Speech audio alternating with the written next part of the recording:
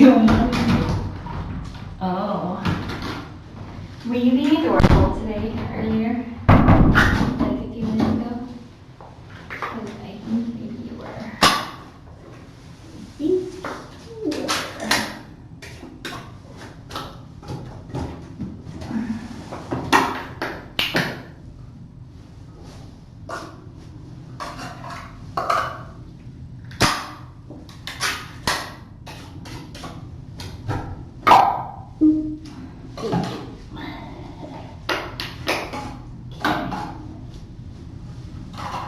There we go. Hi, everybody. Elvie is hiding in the, whatchamacallit. Look at all these toys. So many toys. Oh. Alright. Microfloof. Jingle Co. Oh, so cute. I do have kitten-sized dresses, obviously. Obviously.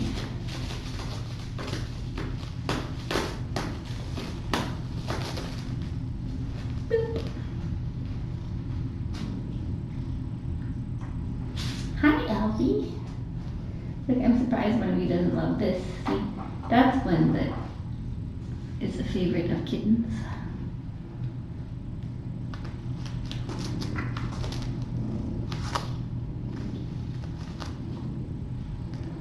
You're very cute. Very cute. Oh, look at the elf. She's being pretty brave.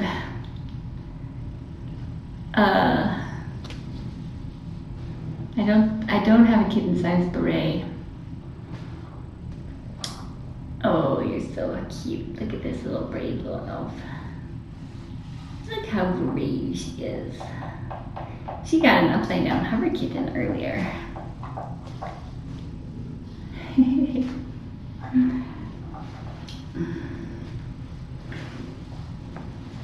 Yes, I'm sure they will enjoy having scratching posts. We can't put them in here now because they just would have to be thrown out every couple of days. Because there's no way to disinfect them.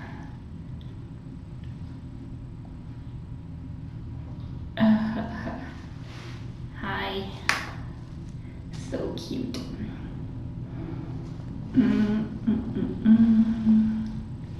Ginger. Woo, bless you. I did see Floof and Microfloof in the track.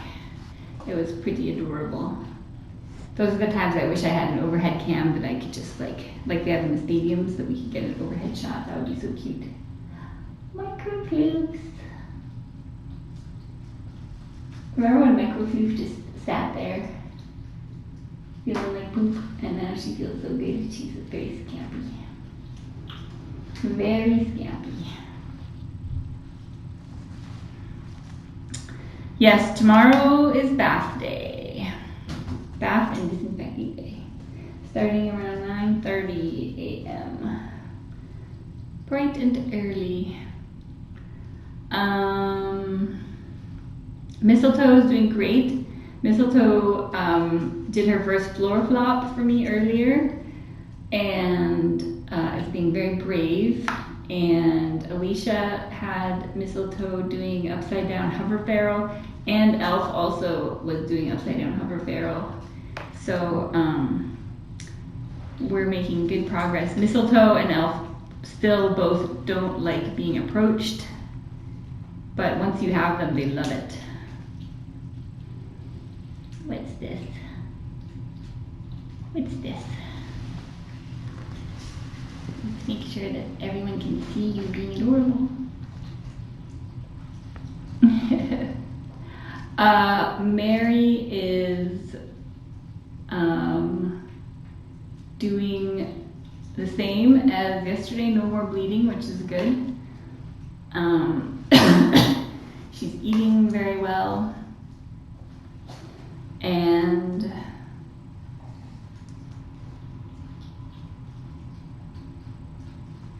so we'll see. I'm thinking about waiting till later in the week to try to get another ultrasound, just so that if there is still a heartbeat, it will be that much easier to hear.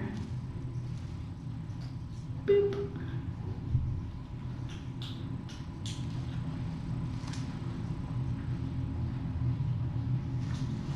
I have not listened because I'm trying to not do anything stressful to her for at least a couple of days. So I haven't cleaned her ears since I did it the first time. I haven't done anything except snuggles and food. I don't want to have to like restrain her, really. I don't want to have to do any of that. So she has been treated for ear mites, but her ears are still dirty, so it would be nice to clean them, but it's not essential in the grand scheme of things. Look at your bald pink tummy. It's so bald and pink.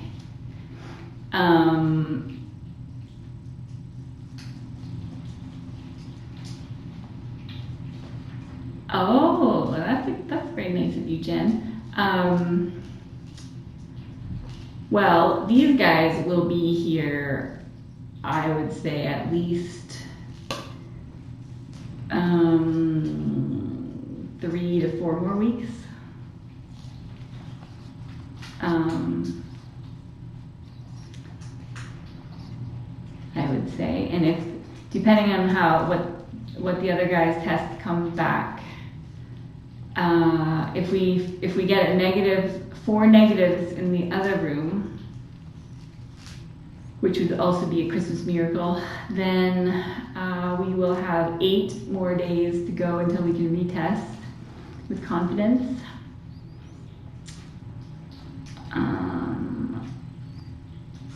And then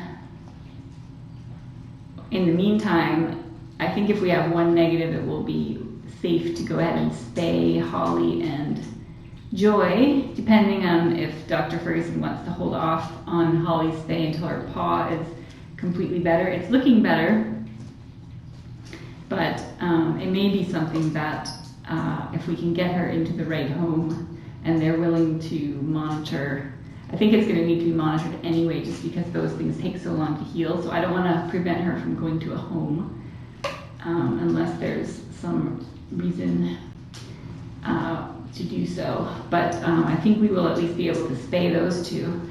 And Mistletoe and Comet have already been done, so all they're waiting on is negatives on ringworm. And Mistletoe's foot is doing great. Dr. Ferguson thought in a week from Christmas Eve, that we wouldn't even be able to tell that she had had surgery, which is amazing considering how bad it looked when she came in. Yeah, so I see some Mary questions. So she was in the process of miscarrying, probably over the week before, or at least several days before she came here. The 2 that came out had been non-viable for it. It wasn't recent, so they had not survived for quite some time. The first 2, the third one was a little bit more ambiguous, but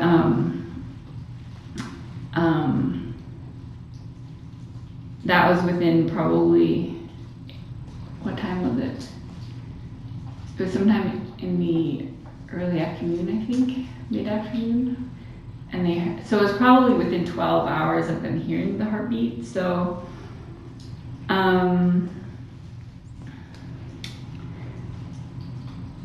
so anyway, what I'm trying to explain is that to me, it seemed like she had miscarried. So what happens with cats is in the first half of their pregnancy, they will start to reabsorb the babies. If there's a problem, either it's genetic or they have malnutrition or stress or whatever the reason is, they'll start to reabsorb them. So that's kind of what the first two looked like. They had been started to be reabsorbed, and then they just will pass whatever's left. You guys probably don't want to know all this. And then the second half, it's called like a spontaneous abortion, meaning not that like we performed anything, but that her body will just spontaneously abort the fetus. So basically it looked to me like the first two at least, and probably the third, had developed to a certain point and then either been reabsorbed, or in the case of the third one, possibly aborted. But anyway, that definitely the first two were not the one with the heartbeat. The third one, it's possible could have been, but there's going to be no way to tell. It seemed smaller. It seemed like it was not formed to the extent that we would expect it to be formed at that stage. But again, there's no way to know.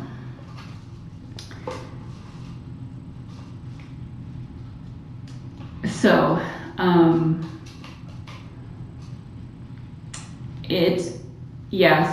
it's very unlikely. We were assured that it's very unlikely that our little heartbeat will survive, to be full term and then be born healthy, etc. So that's why we're trying not to get our hopes up, but we do stuff like that here. We get our hopes up even when we shouldn't.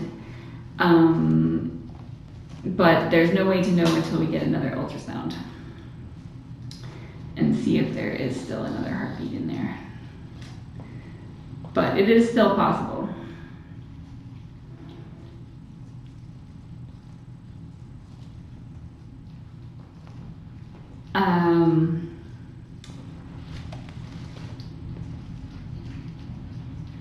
So yeah, Mary's history is interesting too, because she's super affectionate. She's clearly social and been around people, but her body condition and ear mites and all that stuff suggests that this is not a recent thing, her living on the streets. Just so I don't think it's a situation where she like dashed out the door last week.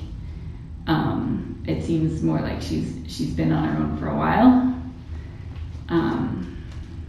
just based on her body condition and the ear mites and everything, and the fact that she's pregnant. If she's been pregnant for 40 or 45 days, then you would think that she's probably been on her own at least that long, but you never know. Yes, I will switch this cam over to the other cam probably once we get test results back, because I need to upgrade the internet over there, but I haven't quite had a chance to do that. It's hard because there's no way to get the internet from upstairs to downstairs or vice versa. So I have one line that I've run through like this really terrible series of contraptions, but that's what's running this cam. And so to get it all the way to the other side I had to move everything upstairs when we had cats upstairs, and so I'd have to like undo all that and then move it back downstairs. It's like super complicated. So but yes, I will show the other room because I think it will help. We need to find some very special homes for those guys. So, but I wanted to wait until we have test results so that we have a better idea of timeline. Over there. What are you doing? You're such a goof.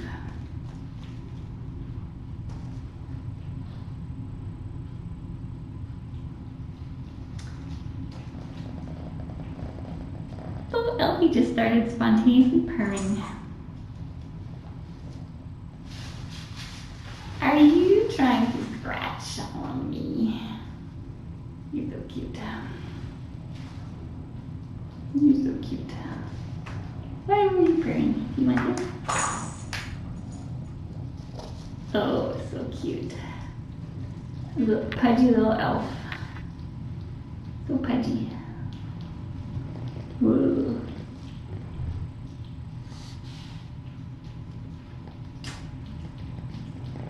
I'm hoping that, I don't know if it's possible that two or three more homes like Pinecone and Mr. T's people exist out there, because they are amazing, and that's what we would hope for Mistletoe and Joy. I'm not worried about Comet or Holly or anyone in here except Elfie. We'll need someone who understands her, at least for the first little bit. She's doing amazingly well though, considering. Look how brave she's getting. So brave.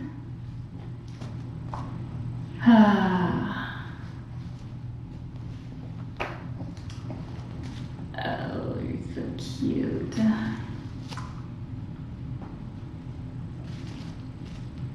Oh, look at you.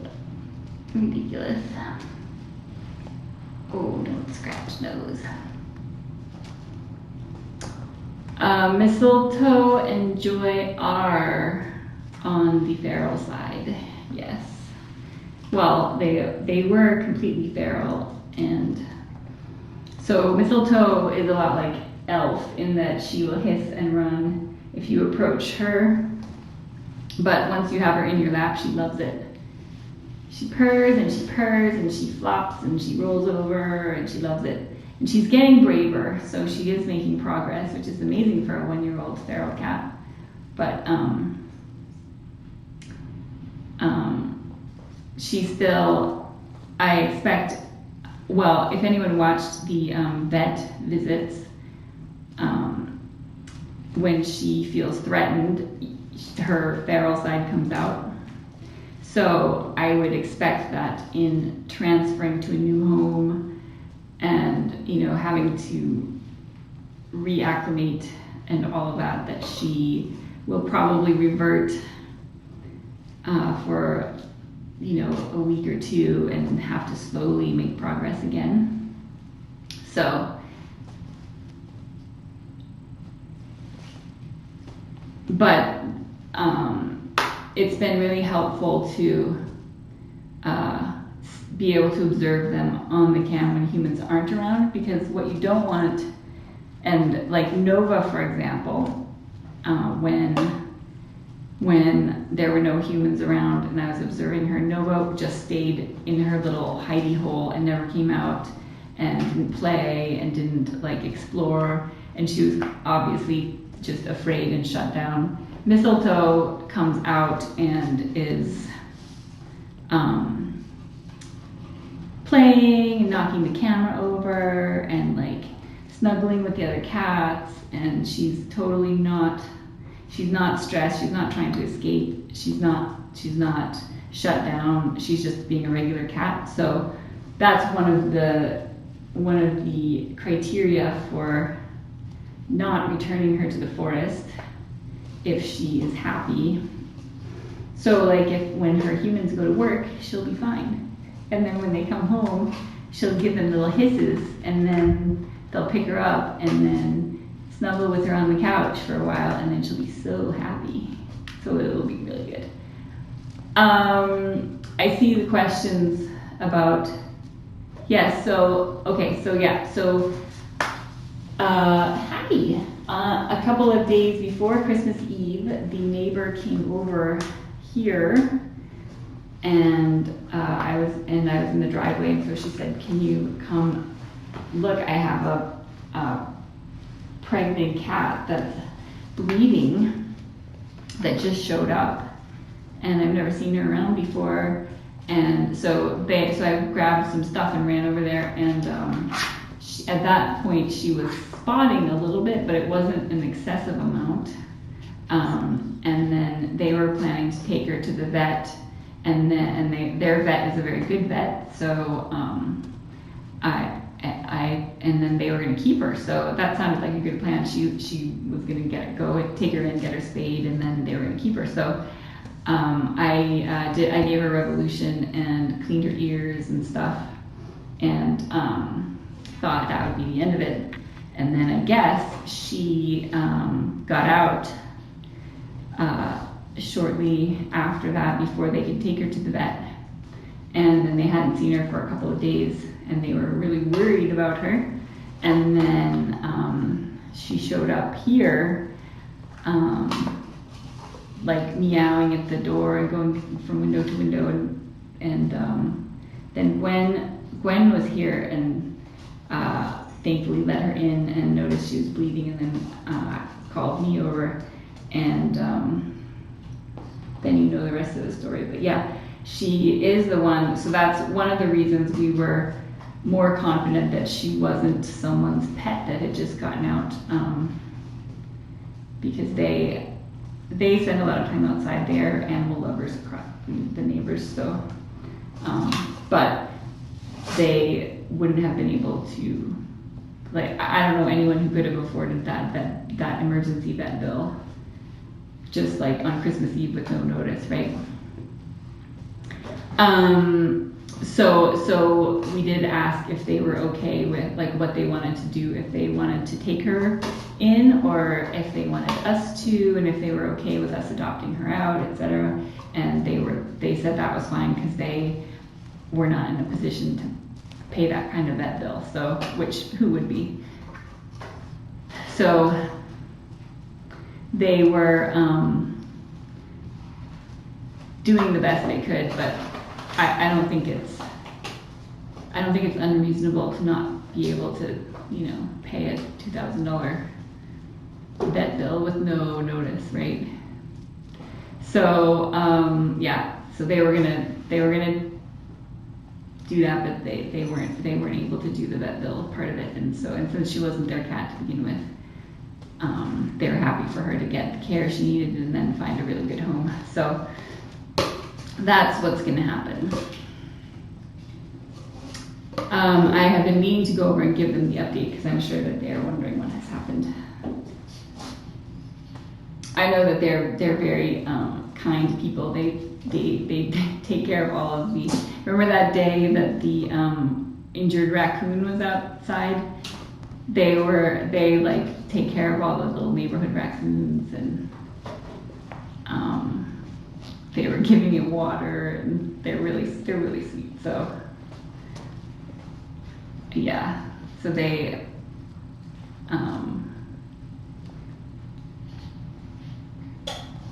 weren't being irresponsible or anything like that. They were actually trying to help, but not counting on a huge vet bill.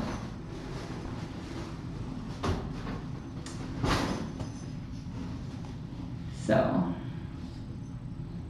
luckily, they live next door to Tiny Kittens, where you guys make miracles happen.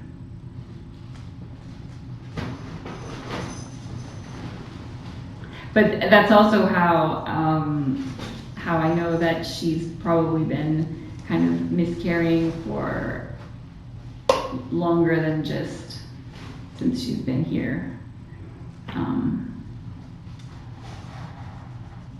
And probably had a difficult, she's clearly had a difficult pregnancy. Something was not right, and it could absolutely be malnutrition and stress from being on the streets, or it could be something else. There could be something genetically wrong, which is again why we were cautioned that even if the baby miraculously is still alive and does make it till birth, that there could be some sort of deformity, or there could be something that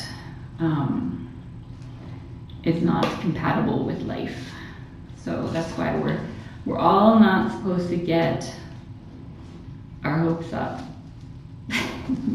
Even though I know that we all have our hopes up. Casserole was good today.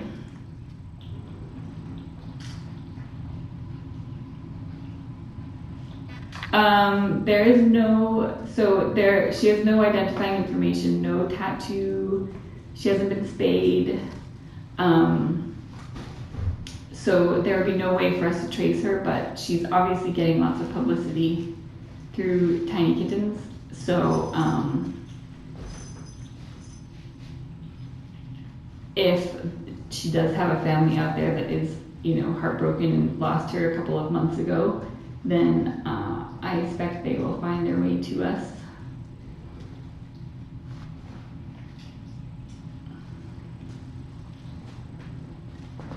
Yeah.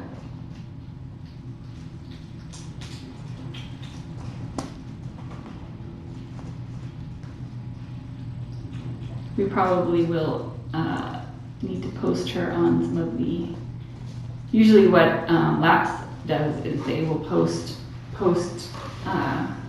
the cats on like the found pet sites.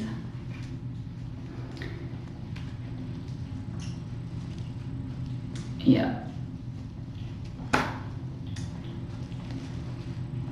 Right, so yeah, I mean the fact that she hasn't been spayed is, call me judgy, but and we have tons. There are lots of rural properties here where there are barn cats, and not that they're not cared for and loved, but cats are seen as quite disposable around here. So when you run across one that's not spayed and doesn't have a collar or anything like that, it's almost always a one of those types of deals, like a barn cat, or people moved and left the cat behind or whatever. but it's true. It's true that there could be any number of things that happen. Maybe their vet told them to wait till she was 6 months old to do a spay. Maybe they just don't know that spaying and neutering is the right thing to do, but they still loved her. We don't know. Could be anything.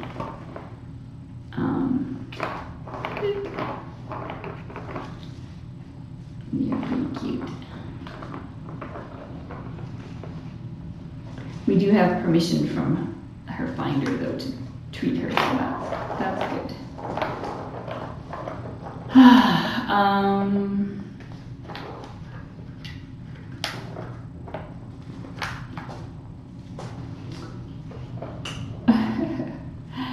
I would say she's at maybe 2 years old, or it's hard to say. I would say at least 2 years old. She's very tall and leggy.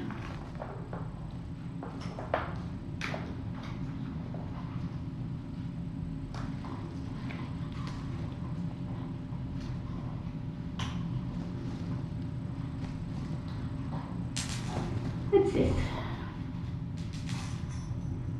What's this on your head?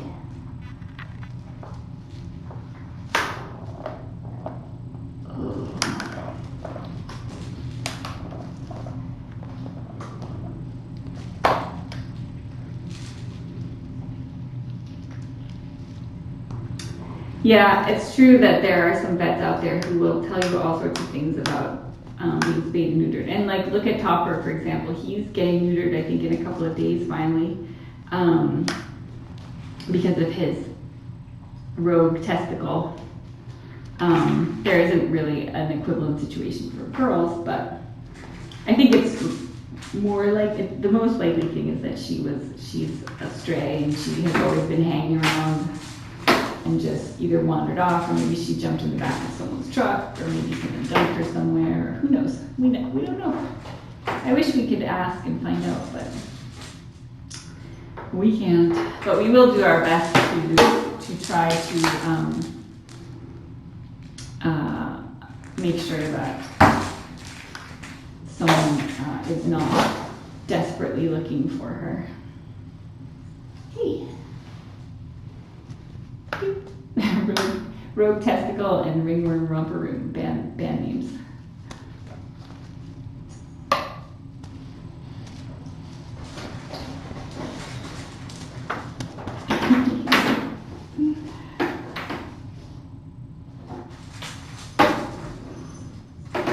Aren't you cute? Anyway, the good thing is that she is doing really well, and hopefully we'll find out by the end of the week if we still have a baby.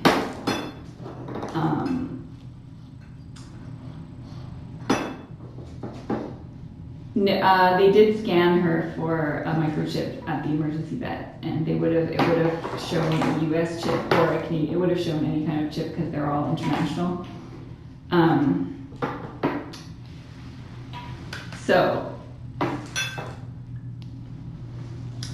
And if you like look at Jingle's a good example, actually, of what I'm talking about. So Jingle, if he like found you on the street, you would think that he had a family that really, really loved him and was missing him because he's so affectionate. But that's totally not the case. He was feral born and just had a little bit of handling, and his personality is just very gregarious and adorable and super outgoing, just like humans have different personalities. I think a lot of it is just the cat's personality. So while I am confident that Mary has had interaction with humans, obviously, she certainly could be like Jingle Floof, who had interactions with humans but was not like a cherished family pet by any stretch.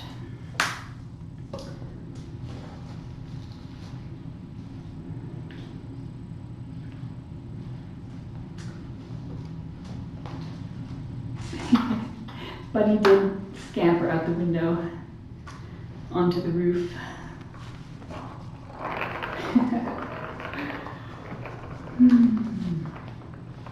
Yeah. So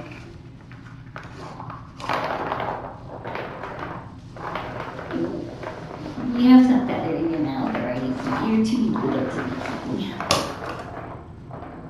and we've definitely had very responsible pet owners whose cats have gotten out, and that happens too. So I'm definitely not going to judge. I mean, you've seen Bunny outside. Because we had someone not close the door tightly when they left. Dawn, the kitten whisperer who comes over sometimes, she went away on vacation and her house sitter left the door open and her cats got out and then didn't even tell her until she got back. Like left her a note, so when she got back after a week, it was like, sorry, I left the door open, your cats got out. Her indoor cats, so they'd been out for like a week, and then her one cat was missing for 40 some days.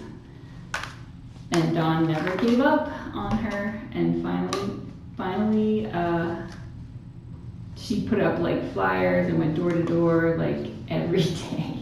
And finally, it paid off, and both of them came back. So stuff like that happens all the time. And even Amy, one of the really awesome staff people at Laps, one of her friends, I think, opened a window that didn't have a screen on it. And she has a former feral cat that just went right out the window. And I think it was a week or 10 days maybe before she found her cat. So totally happens.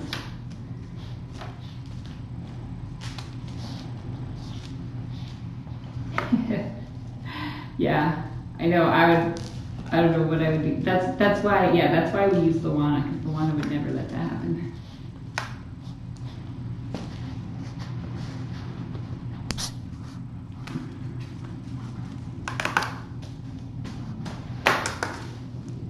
That's like my worst nightmare all the time, that the cats are gonna get out and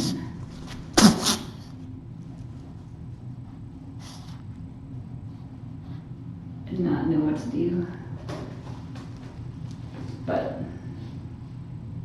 you are so cute. Anywho, oh,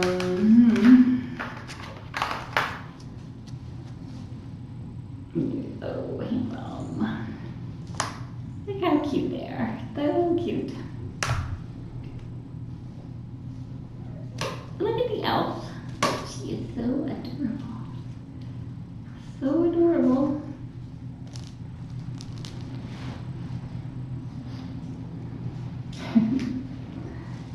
Oh, aren't you cute? Oh, adorable.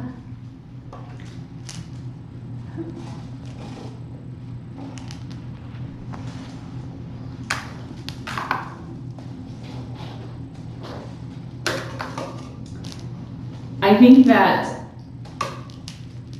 I would be hesitant to adopt a cat or kitten to someone who had cats that they have not tattooed or microchipped, let alone spayed. So I don't think that's unreasonable, unless there's a good reason for it. We did have a situation where there was an excellent adopter who had declawed their cat for very legitimate medical reasons. So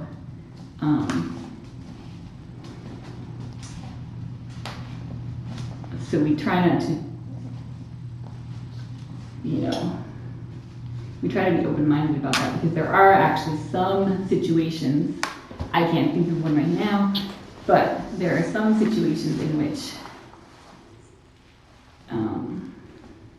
it may be the responsible thing to do that, but in most cases, probably every case, or almost every case. But we do ask on the adoption application, if you have pets, are they all spayed and neutered, and then why or why not? Because that is a huge factor. We are all about spaying and neutering. You have a very low center of gravity, don't you?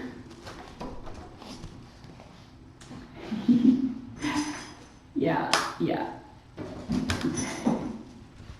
Not to add the declaw controversy to the, well, not that it's really a controversy anymore. I'm just saying that I actually, in that scenario, I totally was like, oh, they declawed a cat, no way. And then, as we explored further, then I learned something.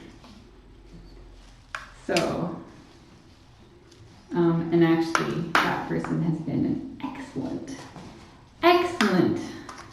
like, could not ask for a better home. So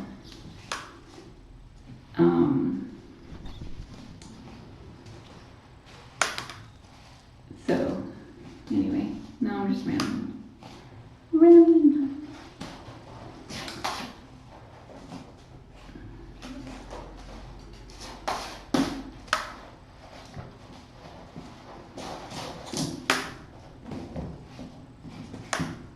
She is a little pinup elf. Too bad your nose is so gunky. You're like Maribel with your perpetual mucus nose. You are so cute though. Oh my gosh, your belly. I wonder how high she can jump. How high can you jump? If we put you next to Mary, it would be adorable. Mary is so tall.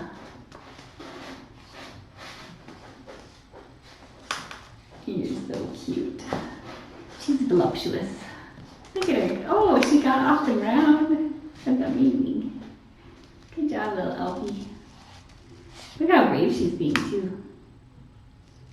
Brave. So brave. No pregnant ferals at the colony. They all look like Elf and Ginger Floof with their giant bellies, but it's both from, they tend to pack on the pounds in the winter to stay warm, and also parasites. But haven't seen any pregnant cats.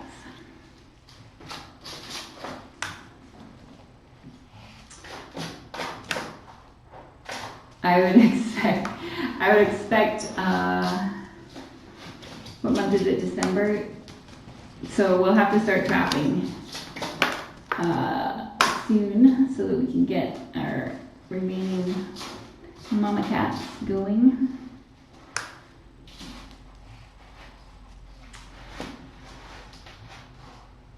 We were not exactly planning on this situation. I feel like I started talking about the casserole. I got his right splint on for, wait for it, a record 4 hours. Not his left. I gave up on his left because he was cranky about it. But he kept the right on. He only had a few moments of Incredible Hulk tantrum. And then the other problem now is that I have to really tape it really tightly, and there's only I have to tape it behind the knee joint because that's my only hope of keeping it from sliding off. And so it does constrict more than is ideal, and so then he gets a little bit of swelling in the end of his stump, which is not ideal. There's always something. Always something. But that was still pretty good. It was 4 hours at 150-degree angle.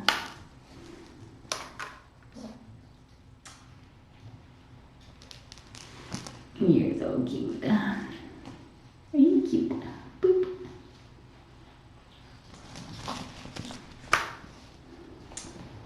Yeah, Cassidy is very good at expressing his feelings. He was so filled with woe that he even curled up with Pantsaroo, and there was no biting, there was no face biting at all. He just like went up to him and was just like flopped with his face in his side and just was like, ugh. And because he wasn't biting, Pantsaroo just kind of like looked up and then went back to sleep.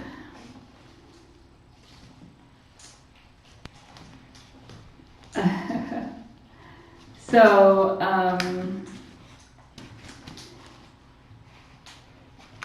ideally he would wear something 24 hours a day, or 12 hours a day, or something. I mean, so every minute he's not wearing it, he's reinforcing the hyperextension. So in order to combat that, ideally he would spend at least an equal amount of time not in hyperextension. But the problem, of course, being that if I put both of them on, he's like the most pathetic creature you've ever seen, and he just like flails around, and he's filled with woe, and I try so hard to like, just like get through it, but I crack at some point. I'm like, I just can't do it. So that's why we've gotten 2 hours with both of them on, which is good, more than 2 hours. But if he needs to be able to move independently, and like if he needs to go to the bathroom, I can't have him in splints if he's just gonna sit there and not eat or drink or go to the bathroom. So it's a work in progress. I think the splint still needs some more modifications to be so that I can use a wider piece of tape so that it's not quite, I don't know, anyway. And somehow less bulky, but still strong enough to keep he likes to shift his tibia to the left or the right to get it, it's just he's complicated. He's very complicated. He's like an onion. What did you get there, microfleet? He did not. I need a little bit of progress coding. It's gonna take a long time, but longest amount of time he wore this splint without protest. That's hard to say.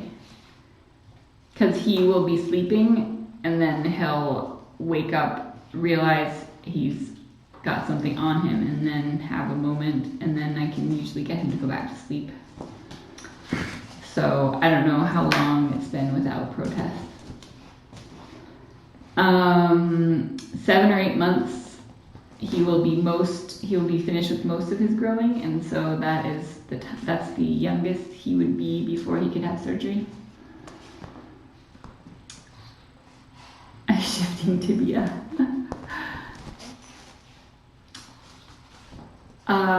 We do have a wish list on Amazon.ca, which is not nearly as good as Amazon.com. I know, because I'm American, like many of you. And I used to enjoy overnight shipping and being able to get anything on Amazon.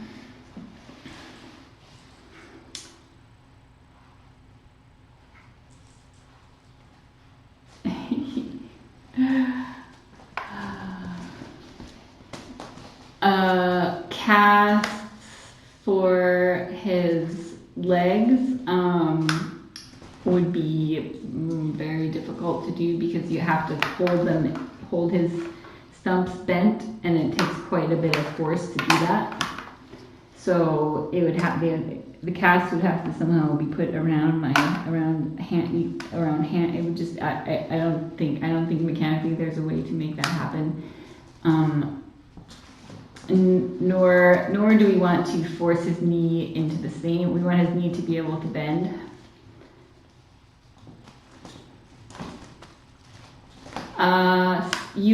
Some products on US Amazon will ship to Canada, but if you think that they're going to get here overnight, you are sadly mistaken, even if they say overnight, because that doesn't include customs, which can take however long it feels like taking. If you get them like Amazon.ca, you will get whatever the shipping quote is. It's usually like shipped in 4 to 6 weeks and delivery within 700 to 500 business days. That's the average.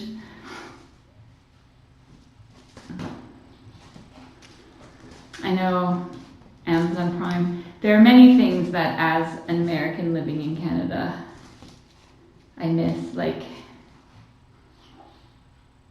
overnight shipping is one of the main ones, and that you can't shop on like all the sites that you just don't have access to. Many sites do not. You can't check out with a Canadian credit card or anyway. All the Canadians are jumping in now. It's not that bad. It's only bad if you've been spoiled with being able to just get things shipped overnight for your whole life. And then you have to come here and you have to pay way more for cheese, and you have to pay way more for wine.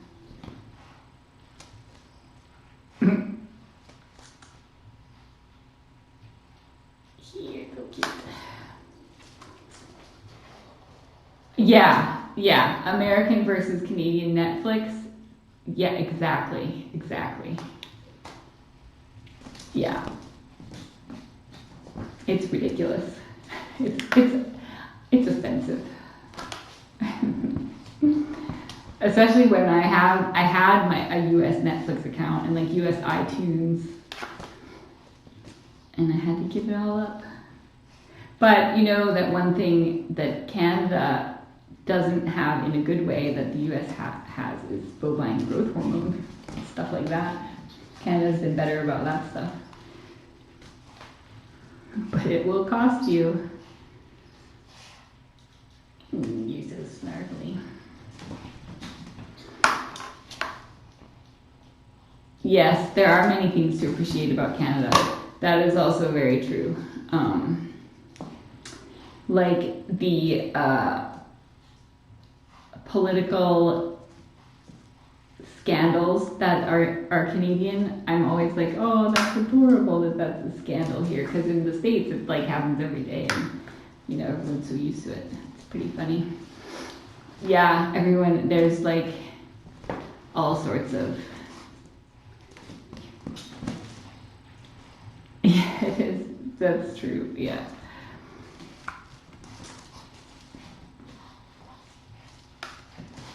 Yeah.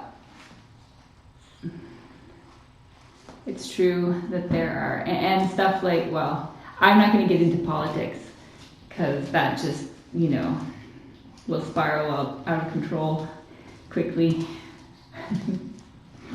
But it's a lot less contentious here politically.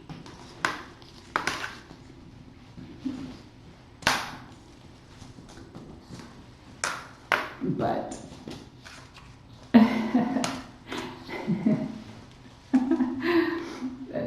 funny. But yeah, I think both countries are pretty awesome, actually. Despite, well, okay, I have one other issue is internet. You can get like unlimited internet, really fast internet in the States. Here, not so much. But I do live in a fairly rural area, so I can't completely blame that on Canada. It could be just the rural, and it's probably like twice as expensive.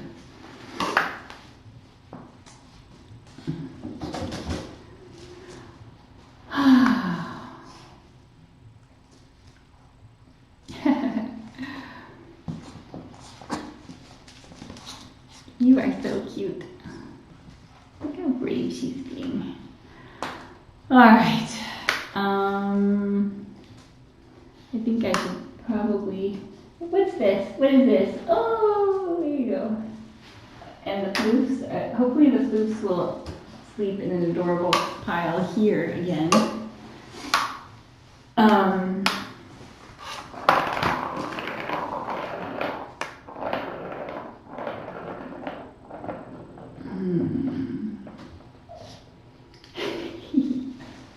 One, yeah, ukulele.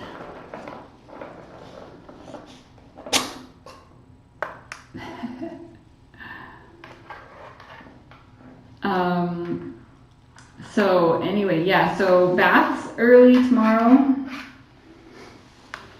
Well, early Tiny Kittens time. Like, 9:30ish, everyone's planning to meet. It will be Gwen. Have you missed Gwen, everybody? I have. Gwen and Amanda. And Kimsey's is finally coming back. I know we've all missed the Kimseys.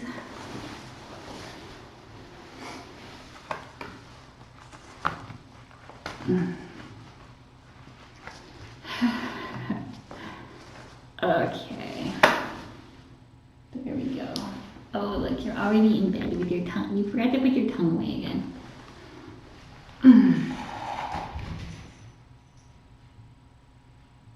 That was Mary, I think, jumping off of her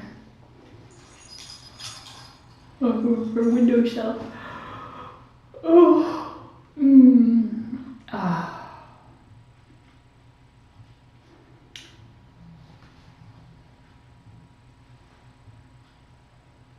Oh, Michael Fluff.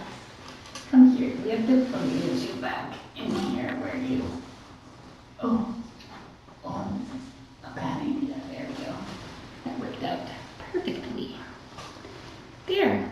Look, it's like it never happened. Where are you going?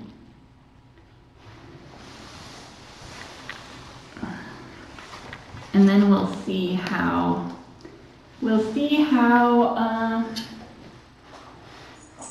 half day goes. I checked them under blacklight earlier. They are looking better.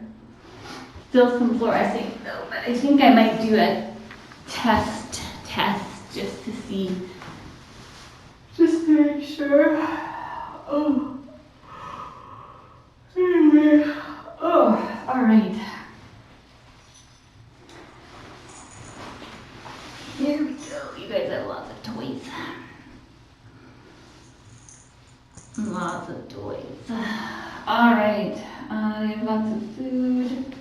I'm gonna turn off the light. That light. All right. Good night, everybody. We'll see you in the morning.